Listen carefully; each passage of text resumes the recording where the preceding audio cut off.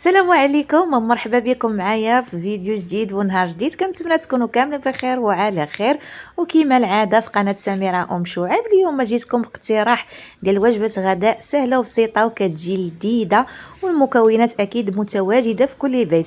نشارك معكم سلطه ديال البربه كتجي سهله وبسيطه والمذاق ما نقول لكمش عليه. واحد الطرطيه بالبطاطا والبصله كتجي رائعه. ندوزو نشوفوا المكونات وطريقه التحضير. خلينا نبدا معكم بالطريقه والمكونات ديال التحضير ديال هاد وجبه غداء. كنشكر كاع الناس اللي انضموا للقناه ديالي وكنشكر كاع الناس اللي قدام عندي في قناتي. شكرا لكم كاملين ومرحبا بكم في هذا النهار اللي هو نهار زوين بزاف. هذا النهار راه صبات عندنا الشتا في مدينه القنيطره وانا فرحانه بزاف والحمد لله. كانت القلوب شويه عيانه من صبت الشتا والله الا الحمد لله كنحس انا بقلبي بعدا فرحان كنهضر على راسي. كما شفتوا معايا اول حاجه غنشارك معكم واحد الطرطيه بالبطاطا كتجي رائعه بزاف وسهله وبسيطه وتقدروا تصايبوها غير هي بوحديتها مع شي شليضه راه ماشي مشكل. غنحتاجوا لها واحد الكميه ديال القزبر ومعدنوس وفصوص ديال الثومه 2 ولا 3 اللي حبيتو ماشي مشكل. بالنسبه للكميه ديال البطاطا انا عندي هنا الكميه تتبقى حسب افراد الاسره. ما نقدرش نقول لكم نتوما ديروا اللي يعجبكم. انا غنعطيكم الطريقه والمقادير وانتم ديروا اللي يعجبكم. عندي هنايا بطاطا مقشره ومقطعه مكعبات صغار وواحد البصله متوسطه هي مقشره ومقطعه مكعبات صغار. بالنسبه للبيض عندي هنا 3 البيضات. البيض تيبقى حسب الكميه ديال البطاطا وديال البصله. انا خديت بطبيعه الحال واحد المقله وسخنتها مزيان وهي فيها الزيت وكنوضع فيها بطاطا والبصل غادي نخليهم حتى يتحمروا مزيان وغادي نزولهم.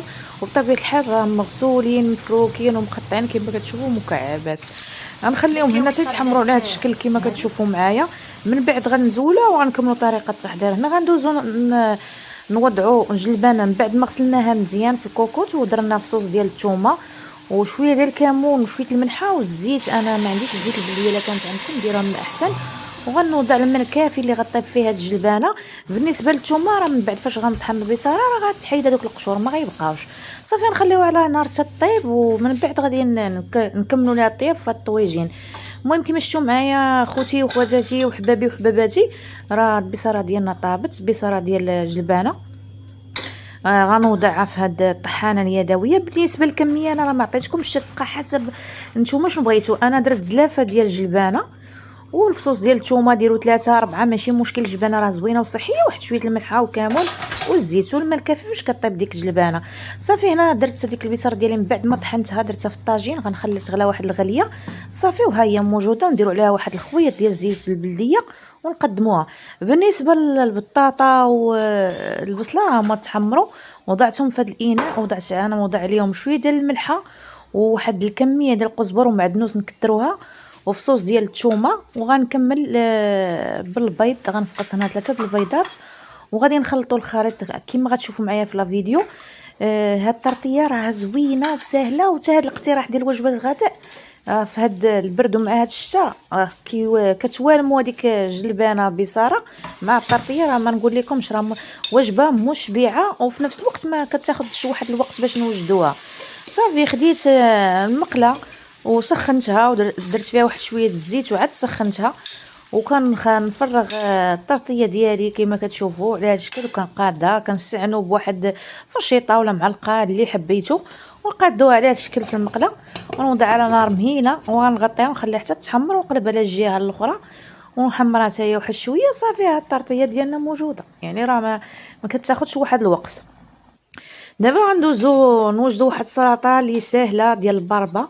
غادي نديرها هاد السلطه حلوه وفي نفس الوقت غنديرها مالحه.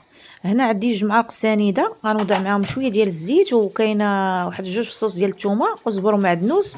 عندي واحد البصله صغيره مقطعه مكعبات صغيره والبربه بطبيعه الحال راه مسلوقه مقطعه هي مكعبات صغار وشويه ديال الملحه شويه ديال الابزار وشويه ديال الخل والزيت راك شفتوني راه درتو. غادي نفرغها في هاد البول هذا حيت هاد البول الاخر راه جاني صغير هنا باش نخلطها مزيان على هاد الشكل. والسلطه ديالي موجوده كتجي هكايا. هنا العصير عندي الماء عندي السكر حسب الذوق والبرتقال مقطعه وعندي واحد شويه ديال الكاكي.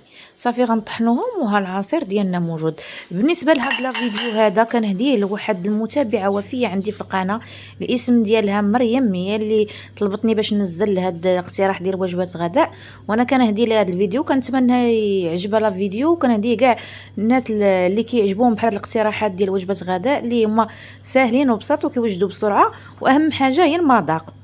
وشكرا لكم كاملين. وكما شفتوا معايا الطرطيه من بعد ما وجدات راه كتجي على هذا الشكل هذا، كنقطع على شكل مثلثات وكنقدمها مع الكيتشوب. كيبقى الاختيار، كيبقى نتوما كيما بغيتو تقدموها قدموها، اهم حاجه هي الطريقه ديال الطرطيه. وهذا هو طاجين ديال الجلبانه ديالي من بعد ما طارش، قدمته مع السلطه ديال الباربه. وهذا العصير من بعد ما طحنتو راه كيجي خطير خطير. هذا الكاكي مع الليمون، الا كان عندكم ليمون بلا ما ديروا الماء عصروه وطحنوه مع الكاكي. وكان هذا هو الاقتراح ديال وجبات غداء سهل وبسيط، وفي خاطر كاع الناس اللي متبعيني في قناتي شكرا لكم، وفي خاطر حبيبتي مريم، وانا وجدت لك هاد الوجبات الغداء. كنتمنى تعجبك.